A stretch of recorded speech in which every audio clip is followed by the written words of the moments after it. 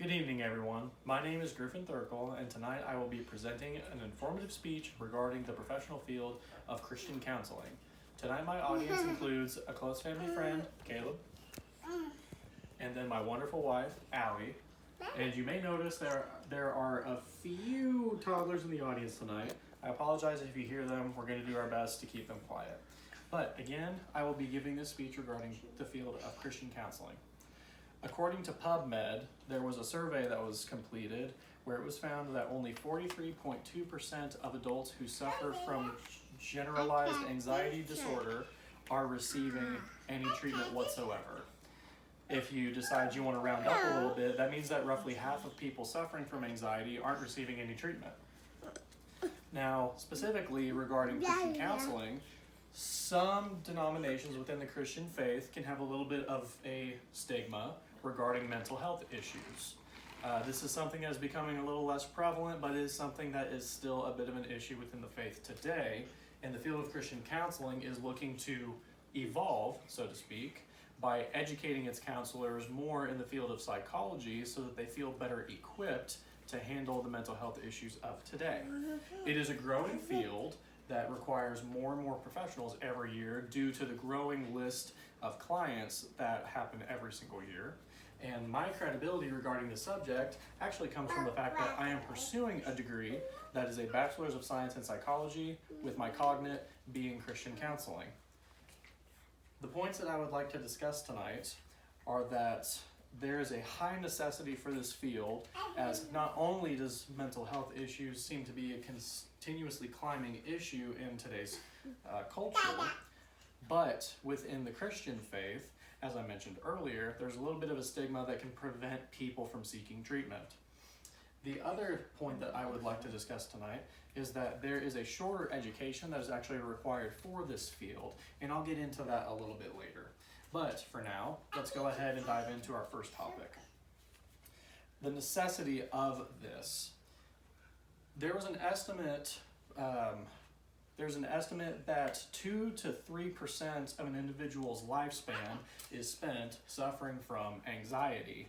That estimate was actually discovered to be a little bit low by a later survey that discovered that the more realistic number is actually 5%.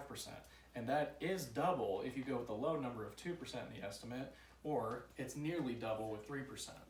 That means that if there is an individual who lives a good long lifespan, 5% of that lifespan, they'll be suffering from anxiety. And that can lead to many other issues, as anxiety can be a stepping stone towards other mental health issues. And if we look back towards the topic that I mentioned earlier in my introduction, to where only 43.2% of individuals are receiving treatment for that anxiety, that just leads to a large number of people that feel anxious and helpless.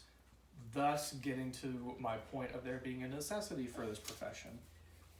As mental health issues continue to rise, there are not enough people that are properly trained in this field to help address these mental health issues, and even fewer when it comes to Christian counseling, where it might be typical for a church to have an individual who has some counseling experience. It is not common for that counselor to have proper education in the field of psychology in order to build a good foundation for that counseling.